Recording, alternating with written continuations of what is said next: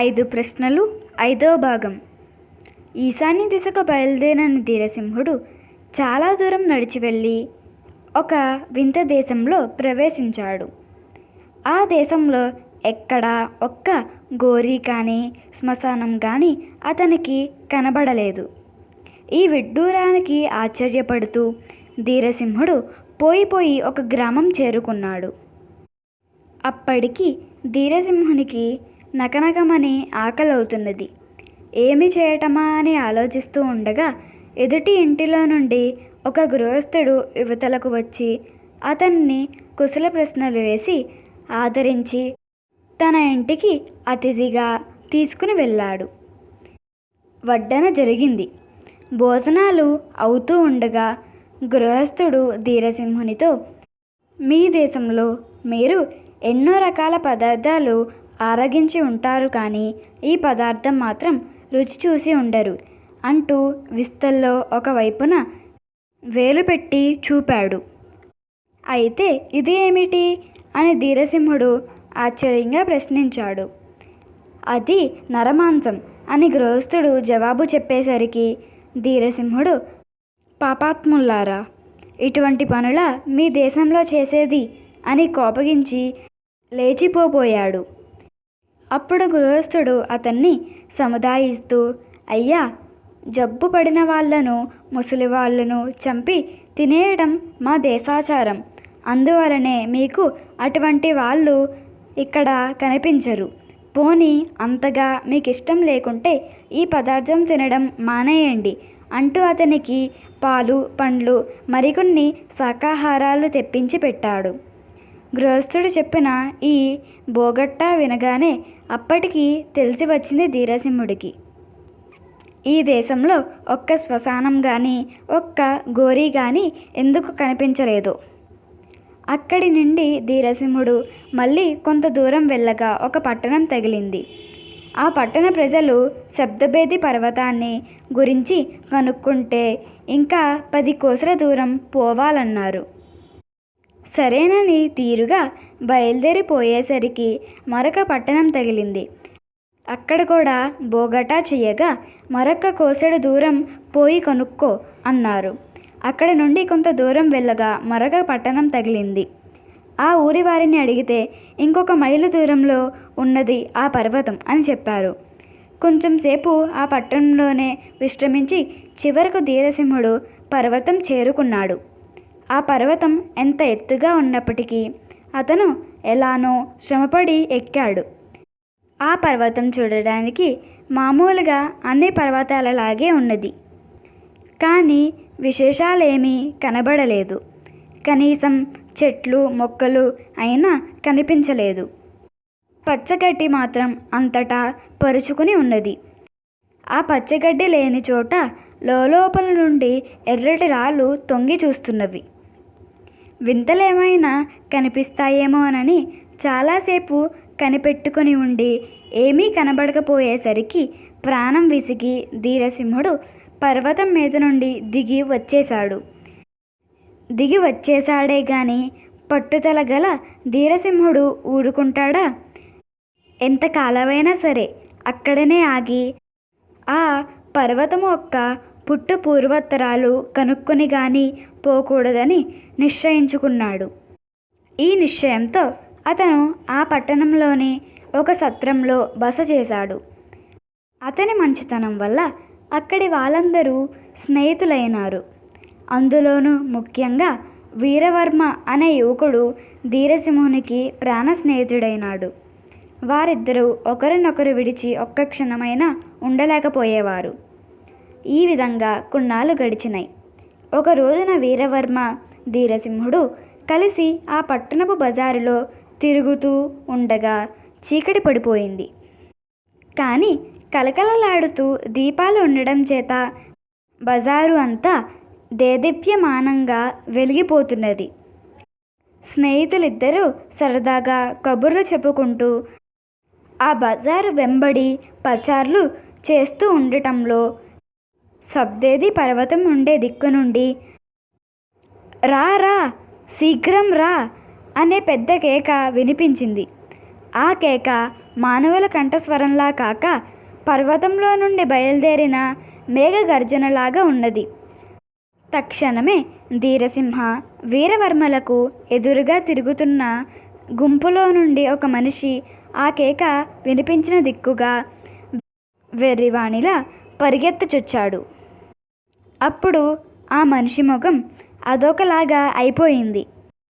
వాని కళ్ళు ఎక్కడో చూస్తున్నవి. అతనికి తన శరీరము బయటి ప్రపంచము రెండూ తెలియకుండా అయిపోయినవి. వాడి వెంట ధీరసింహుడు కూడా కొంత దూరం పరిగెత్తాడు. ఇంతలో నలుగురు కలిసి వాడిని ఆపుచేయగా వాడు వెనక్కి తిరిగి వచ్చాడు. తర్వాత ధీరసింహుడు వానితో ఇంకెప్పుడు అలా చేయకు అని మందలించి పంపి స్నేహితుడైన వీరవర్మను ఆ కేక ఏమిటి, ఈ మనిషి ఆ వైపు పరిగెత్తడం ఏమిటి, దీని రహస్యం వివరించి చెప్పవలసింది అని ఆతృతతో ప్రశ్నించాడు. అప్పుడు వీరవర్మ అతనితో, ఓయి నేస్తం, ఆ కేక ఎందుకు వస్తుందో ఎవరికీ తెలియదు. కానీ అప్పుడప్పుడు ఇటువంటి శబ్దం ఆ పర్వతంలో నుండి వస్తుండేది. ఆ పర్వతం ఎవరినైతే పిలుస్తుందో వాళ్ళు ప్రపంచాన్ని మర్చిపోయి వెర్రిగా పరుగులెత్తుతారు. అలా పరిగెత్తిపోయిన వాళ్ళలో ఒక్కళ్ళు ఇంతవరకు తిరిగి రాలేదు. వాళ్ళ కోసం దుఃఖించి ప్రయోజనం లేదు. అందుకనే ఇలా వెళ్ళిపోయిన వాళ్ళను గురించి ఈ పట్టణంలో ఎవరు విచారించరు అని చెప్పాడు. ధీరసింహుడు నలుదిక్కలా కలియజూశాడు. ఆ పోయిన వారిని గురించి నిజంగానే ఎవరికీ పట్టనట్టే కనిపించలేదు. ఈ సంగతి అతనికి ఆశ్చర్యం కలిగించింది.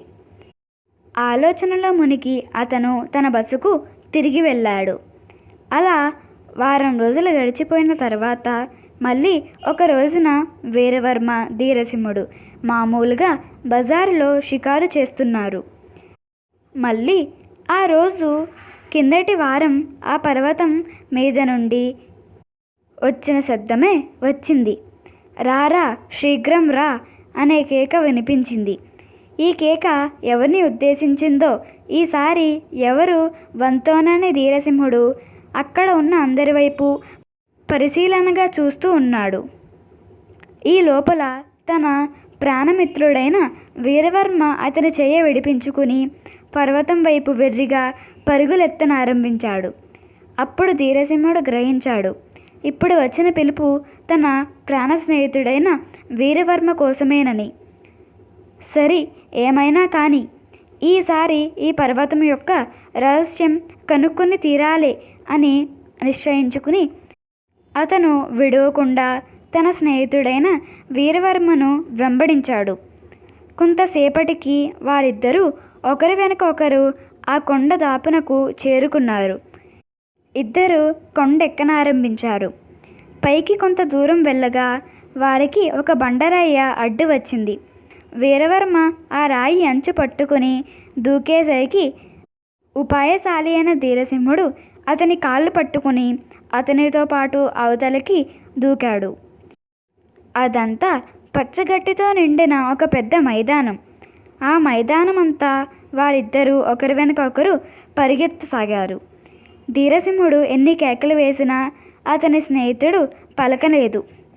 ఇలా మరికొంచెం దూరం వెళ్ళగా చూస్తూ ఉండగానే అతని ముందు ఒక 10 గజాల దూరంలో బ్రహ్మాండమైన శబ్దం చేస్తూ భూమి బద్దలయ్యింది. వీరవర్మ దానిలో పడి మాయమైనాడు. వెంటనే భూమి ఎప్పటిలాగే మూసుకుపోయింది.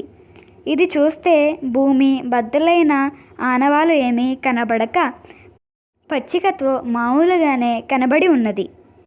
చేసేదేమీ లేక ధీరసింహుడు అవతలి వైపున ఏముందో అని చూద్దామనే ఉద్దేశంతో ఆ దిక్కుకు నడిచి వెళ్ళాడు. కొంత దూరం వెళ్ళేటప్పటికి అతని కాళ్ళు పట్టుకుపోసాగినాయి.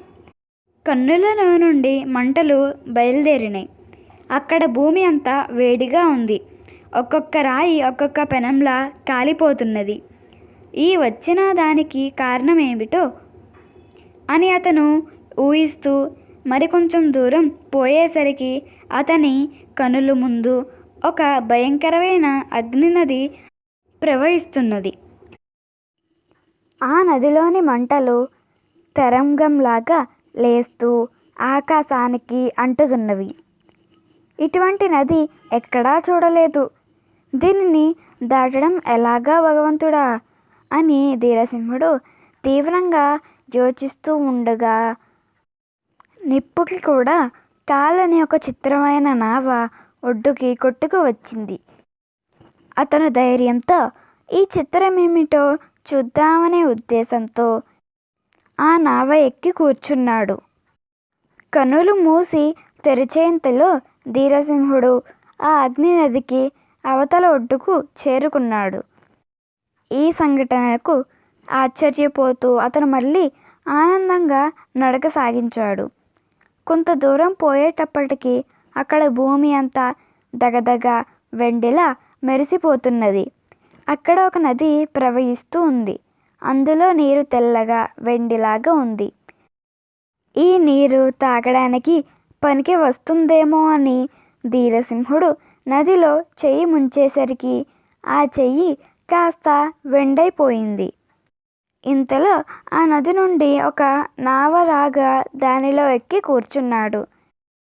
ఆ నావలో మనుషులెవరూ లేరు, కానీ ఒక గిన్నెలో దివ్యమైన భోజనము, లోటాతో మంచినీళ్ళు మాత్రం అమర్చి ఉన్నవి. ఆకలి వేస్తున్నప్పటికీ అతను ఇవి ఎవరి కోసమో, మనమెందుకు తాకాలి అని తలచి ఊరుకున్నాడు. అతను అలా శంకిస్తూ ఉండగా నదిలో నుండి చేప ఒకటి తల బయటికి పెట్టి, ధీరసింహ, ఇవి నీకోసమే, తీసుకో అని చెప్పేసరికల్లా అతను ఆకలి తిప్పలు తీర్చుకుని విశ్రాంతి కోసం ఒక్క క్షణం పడుకున్నాడు. తర్వాత మెలకువ వచ్చి అతను కళ్ళు విప్పేసరికి మునుపటిలాగే అవతలి ఒడ్డున ఉన్నాడు. ధీరసింహుడు మళ్ళీ సహజమైన ఉత్సాహంతో నడిచి పోజొచ్చాడు.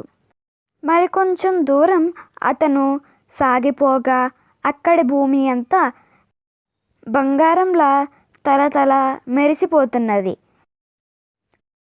అక్కడ నేల మీద నవరత్నాలు, రకరకాల మణులు కుప్పలు కుప్పలుగా పోసి ఉన్నాయి. ఆ రత్నాలలో ఒక్కొక్కటి ఒక్కొక్క రాజ్యం ఖరీదు చేస్తుంది. ధీరసింహుడు ఈ రత్నాలను సంచిలో పట్టినన్ని మూటగట్టుకున్నాడు. కానీ ఇంతలో, ఓయి ధీరసింహ, ఇందులో 6 రకాల రత్నాలు మాత్రం నీ వద్ద ఉంచుకో, తక్కిన వాటిని పారే. ఈ రత్నాలు మానవ కొరకు కాదు, లోభించినావంటే కీడు మూడుతుంది సుమా అంటూ ఒక వాణి పలికింది. ఆ ప్రకారంగా అతను 6 రత్నాల మటుకి అట్టే పెట్టుకుని తక్కినవన్నీ విసిరి పారవేశాడు. ఆ రత్నాలను పట్టుకుని ధీరసింహుడు అలా కొంత దూరం పోయేసరికి అతని ఎదుట ఒక విచిత్రమైన నది ప్రవహిస్తున్నది. అందులోని జలం అంతా బంగారపు జలమే. ఈ వింత ఏమిటా అని అతను అలా ఆలోచిస్తూ ఉండగా ఒక బంగారు నావ ఒడ్డుకు వచ్చింది. అందులో ఎక్కి ఇదివరకులాగే నదిని దాటి కొంచెం దూరం నడవగా మరొక నది కనిపించింది. తీరా చూడగా ఆ నదిలో నీళ్లు మామూలు మంచినీళ్ళే. దానిలో అతను చేతులు కడుక్కునేసరికి ఇదివరకు వెండి చేయిగా మారిపోయిన ధీరసింహుడి చెయ్యి మామూలుగా వచ్చేసింది. కానీ గోర్లు మాత్రం వెండిగానే ఉండిపోయినాయి. తర్వాత అతను ఒక అడవి దాటి మళ్ళీ ఒక గ్రామం చేరుకున్నాడు. ఆ గ్రామస్తుల్ని కనుక్కోగా సులోచన ఉండే పట్టణము అక్కడికి చాలా దగ్గర అని తెలిసి వచ్చింది.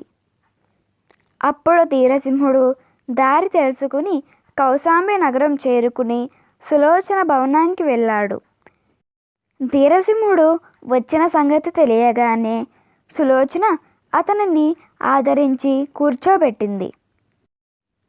అతను శబ్దభేది పర్వతాన్ని గురించి తను తెలుసుకువచ్చిన వివరాలన్నీ విప్పి చెప్పాడు. ఆ పర్వతం యువతల ఏమి ఉన్నదో, తను ఏమేమి వింతలు విడ్డూరాలు చూచాడో అవన్నీ వెల్లడించాడు.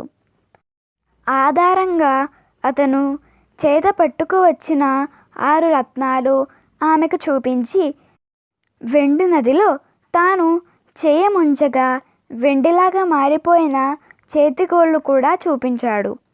ఇవన్నీ చూసి ధీరసింహ, నీ మాటలన్నీ అక్షరాల నిజం.